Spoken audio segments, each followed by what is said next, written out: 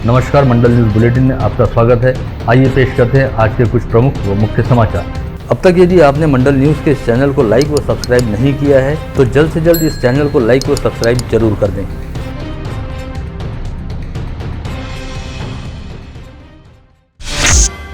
बीती रात जिले में चारों ओर झमाझम बारिश हुई। इसके साथ ही विगत लंबे समय से बारिश को लेकर की जा रही प्रतीक्षा समाप्त हुई, लेकिन इस पहले ही मूसलाधार बारिश ने जिले में आम जनजीवन को बुरी तरह से अस्त व्यस्त कर दिया। साथ ही रात भर हुई मूसलाधार बारिश के चलते जिले के मोर्शी, तिवसा व चांदुर बाजार तहसीलों में कई स्थानों पर बाढ़ सदृश स्थिति बन गई और हजारों एकड़ खेत बाढ़ व बारिश के पानी में डूब गए, जिसकी वजह से अब तक हुई बुआई के बर्बाद हो जाने का खतरा जताया जा रहा है। इसके अलावा जिले में कई स्थानों पर रास्ते पूरी तरह से जलमग्न हो गए और कई घरों में बारिश का पानी जा घुसा, जिसकी वजह से लोगों के घरों में रखा जीवनोपयोगी साहित्य काफी हद तक बर्बाद हो गया।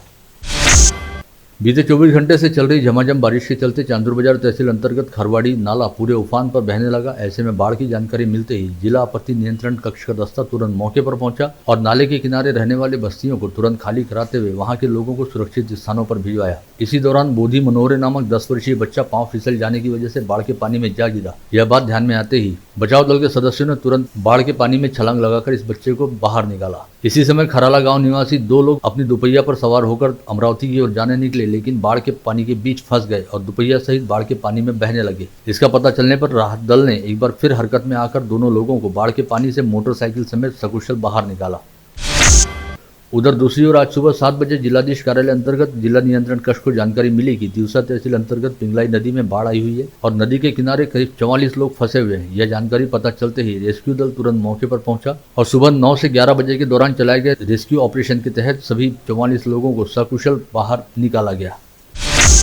बाढ़ व बारिश का सर्वाधिक असर व कहर चांदुर बाजार शहर में देखा गया, जहां पर बीती रात अचानक मौसम ने करवट ली और रात 2 बजे से समूचे तहसील में बारिश शुरू हुई। चांदुर बाजार तहसील से सटकर मध्य प्रदेश राज्य की सीमा में स्थित सतपुड़ा की पहाड़ी श्रृंखला है, जहां पर बीती रात से तेज बारिश शुरू है। ऐसे में पहाड़ों से उतरने वाले पानी के कारण शहर से गुजरने वाले सभी नदी नालों में बाढ़ वाली स्थिति है और आज सुबह जब चांदुर बाजार शहर के लोग अपने घरों में नींद से जागे तब तक उनके घरों में बाढ़ का पानी घुस चुका था। शहर से सटकर गुजरने वाले नाले के तेज बहाव ने कई जगहों से अपना रास्ता बना लिया, जिसके कारण कई घर धराशायी हो गए। बारिश की तेज स्थिति को देखते हुए पूर्णा मध्यम प्रकल्प के 9 गेट खोलकर पानी की निकासी की जा रही है। आज सुबह 10 बजे बांध के 9 दरवाजों को 10 सेंटीमीटर तक खोलकर प्रति सेकंड 7 घन मीटर की रफ्तार से नदी के पात्र में पानी छोड़ा गया।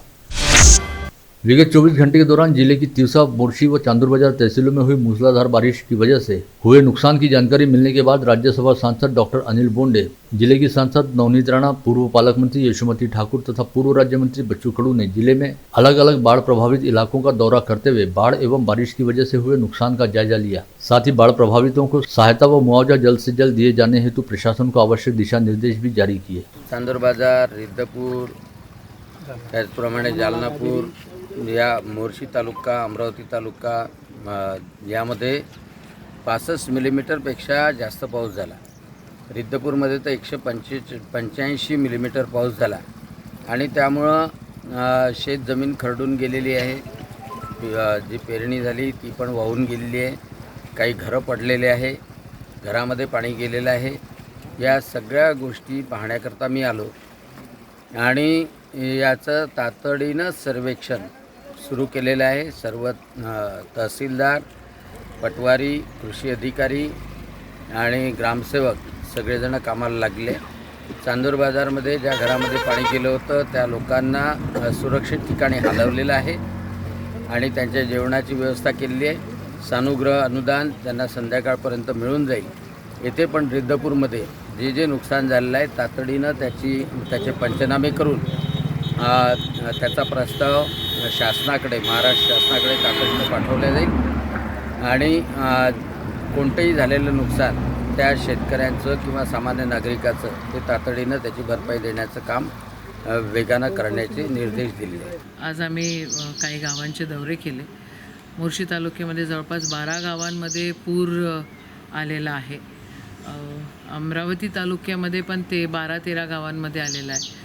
तिवसा तालुक्यामध्ये जवळपास 15 गावांमध्ये पूर आलेला आपल्याला दिसतंय। शेती मोठ्या प्रमाणामध्ये खरडून गेलेली आहे आणि शेतीचं खूप मोठं नुकसान या ठिकाणी झालेलं आहे. आता पंचनामे तर करायला सांगितले आहेत, तर कम्पेन्सेशन मिळेल अशी अपेक्षा आहे. घरांमध्ये पण पाणी घुसून काही मंडळींना आम्ही तहसीलदारांना वगैरे आता सगळ्यांना बोललो आहे की सगळं सानुग्रह अनुदान लवकरात लवकर द्या आणि सरकारकडनं पण अनुदान मिळेल अशी अपेक्षा आहे.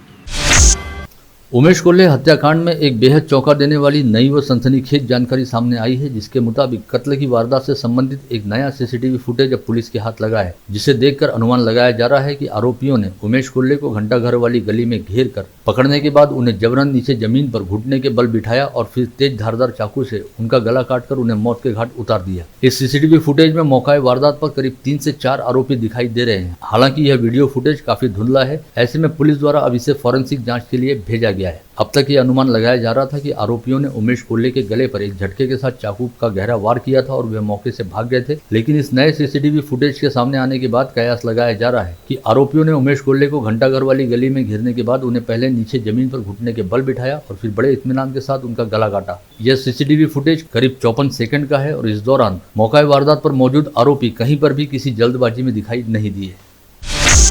विगत 21 जून की रात मेडिकल व्यवसायी उमेश कोल्हे को सुनियोजित तरीके से षड्यंत्र रचते हुए मौत के घाट उतारने के मामले में पकड़े गए 7 आरोपियों की कस्टडी अब स्थानीय कोर्ट ने राष्ट्रीय जांच एजेंसी यानी NIA को सौंप दी है, जिसके चलते NIA का दल इन 7 आरोपियों को लेकर अब मुंबई रवाना होगा, जहां पर आगामी 8 जुलाई को इन 7 आरोपियों को मुंबई कोर्ट के सामने पेश किया जाएगा। इन 7 आरोपियों के खिलाफ NIA ने मुंबई में एक स्वतंत्र FIR दर्ज की है, जिसमें भारतीय दंड संहिता की धाराओं के तहत धाराओं के साथ साथ UAPA एक्ट की धारा के तहत भी देश विघातक कृत्य में शामिल होकर किसी व्यक्ति को मौत के घाट उतारने का अपराध दर्ज किया गया है। UAPA की धारा 16 के तहत अपराध सिद्ध होने पर फांसी यानी मृत्युदंड अथवा आजीवन कारावास जैसी कठोर सजा का प्रावधान है। इस समय उमेश कोल्हे हत्याकांड के 7 आरोपी सिटी कोतवाली पुलिस थाने के लॉकअप में बंद है, जिन्हें गत रोज ही स्थानीय जिला व सत्र न्यायालय ने NIA की कस्टडी में सौंपे जाने को मंजूरी दी है। ऐसे में अब NIA का दल इन 7 आरोपियों को लेकर मुंबई रवाना हो जाएगा, जहां पर 8 जुलाई को उन्हें मुंबई की अदालत के सामने पेश किया जाएगा।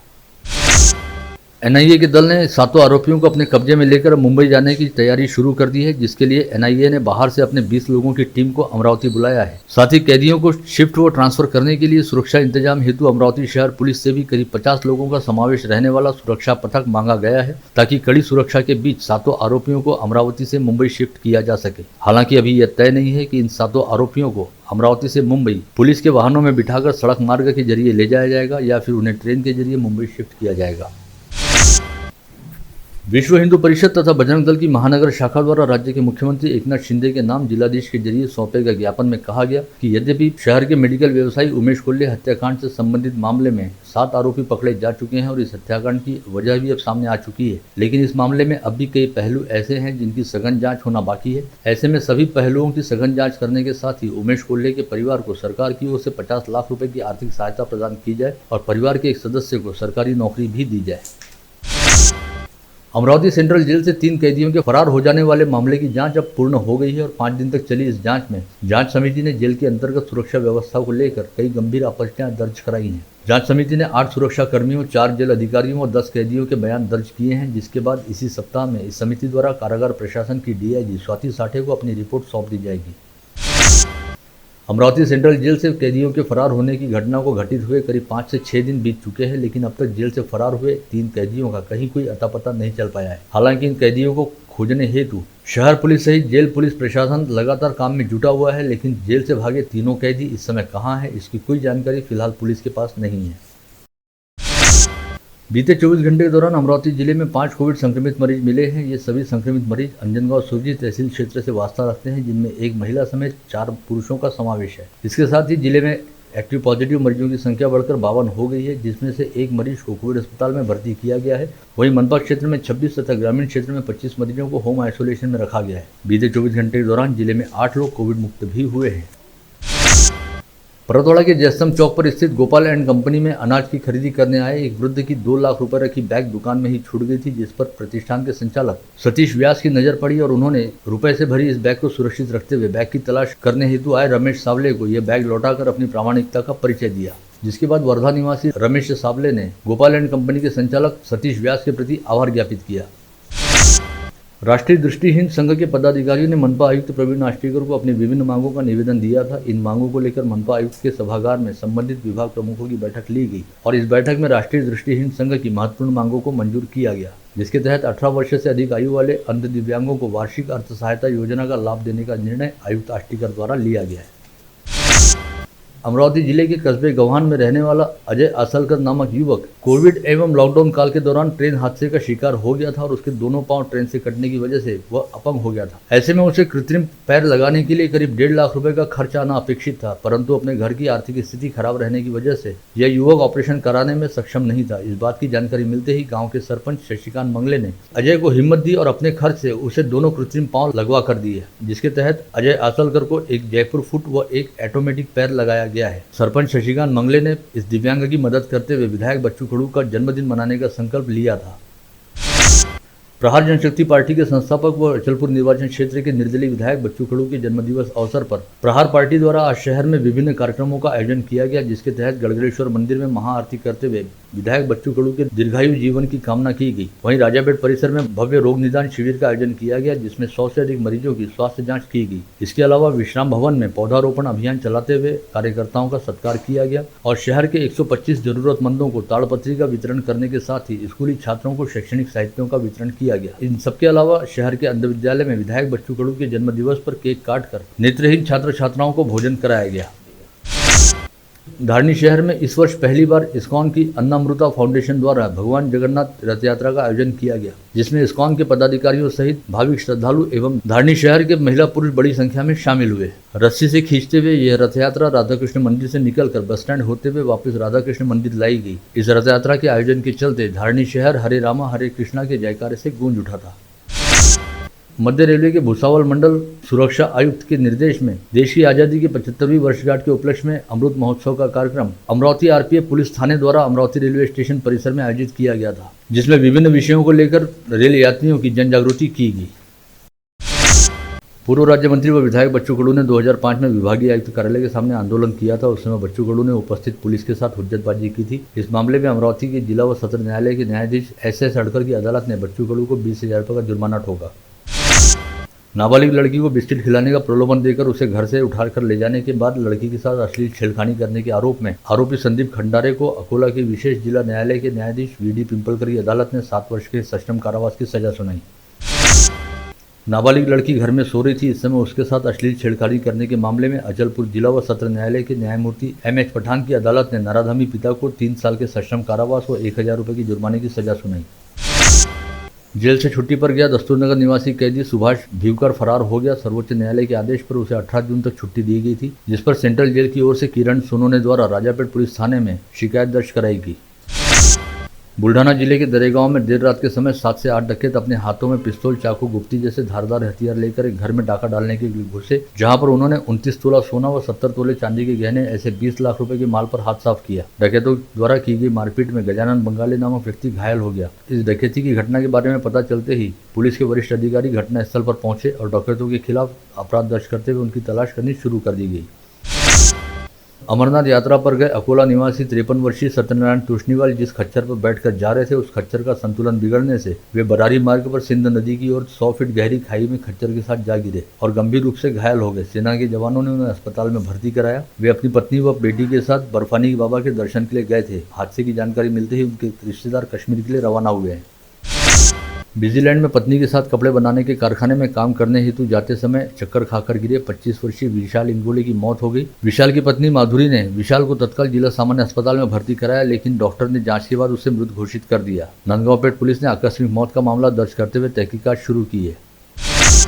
भारतीय जनता पार्टी व अन्य संगठनों द्वारा गत रोज राजकमल चौराहे पर उमेश कोल्हे हत्याकांड का निषेध करने तथा स्वर्गीय उमेश कोल्हे को श्रद्धांजलि अर्पित करने हेतु एक कार्यक्रम आयोजित किया था। बिना अनुमति लिए और शहर में लागू प्रतिबंधात्मक धाराओं का उल्लंघन करते हुए कार्यक्रम आयोजित करने को लेकर सिटी कोतवाली पुलिस ने भारतीय जनता पार्टी के शहराध्यक्ष किरण पातुरकर, सांसद अनिल बोंडे सहित भाजपा पदाधिकारियों, कार्यकर्ताओं व व्यापारियों समेत करीब 700 लोगों के खिलाफ अपराध दर्ज किया है। गाड़गेनगर पुलिस थाने में हुज्जतबाजी व गाली गलौज से संबंधित मामले को लेकर पूछताछ करने हेतु लाए गए ललित अग्निहोत्री नामक आरोपी ने सीधे बिजली के बोर्ड में हाथ डालकर आत्महत्या करने का प्रयास किया। इस घटना के चलते गाड़गेनगर पुलिस थाने में हड़कंप मच गया। गाड़गेनगर पुलिस थाना क्षेत्र के शिवनेरी लाइन में किराए के मकान में रहने वाले विकास राठौड़ के घर में रखी बैग से किसी अज्ञात युवक ने 7,800 रुपये नकद चुरा लिए। महावितरण कंपनी द्वारा बिजली चोरों के खिलाफ एक अभियान चलाया जा रहा है, जिसके तहत 3 जगहों पर 1,29,764 रुपये मूल्य की 36,886 यूनिट बिजली चोरी पकड़ी गई। साथ ही उड़न दस्ते के सहायक अभियंता संदीप कायंदे की शिकायत पर बडनेरा पुलिस ने अब्दुल वसीम, अनीस खान व शेख नाजिम के खिलाफ अपराध दर्ज करते हुए कार्रवाई शुरू की। समाज मंदिर में काम करने के लिए जाते समय सचिन लांजेवार नामक युवक ने मनोज बेनीवाल से समाज मंदिर का पता पूछा। इस बात से नाराज होकर मनोज ने लात घूंसों से पिटाई करते हुए सचिन लांजेवार पर चाकू से वार कर दिया। यह घटना वडाली परिसर के परिहारपुरा में घटित हुई। एसटी बस के कंडक्टर ने यात्री से टिकट लेने कहा, जिस पर गुस्से में आए आकाश गवई नामक यात्री ने बस कंडक्टर पप्पू गायगोले की बेदम पिटाई की। साथ ही टिकट काटने की 22,000 रुपये मूल्य वाली मशीन नीचे पटककर फूट डाली। इस हुज्जतबाजी में कंडक्टर का जेब भी फट गया और उसमें रखे 3,000 रुपये नीचे गिर गए। यह घटना परतवाड़ा कृषि उत्पन्न बाजार समिति के सामने घटित हुई। परतवाड़ा पुलिस ने आरोपी आकाश गवई के खिलाफ अपराध दर्ज करते हुए कार्रवाई शुरू की है। आप देख रहे थे मंडल न्यूज बुलेटिन। हमारे चैनल को लाइक करें, शेयर करें और हाँ, सब्सक्राइब करना ना भूलें। कल होगी आपसे फिर मुलाकात, तब तक के लिए धन्यवाद।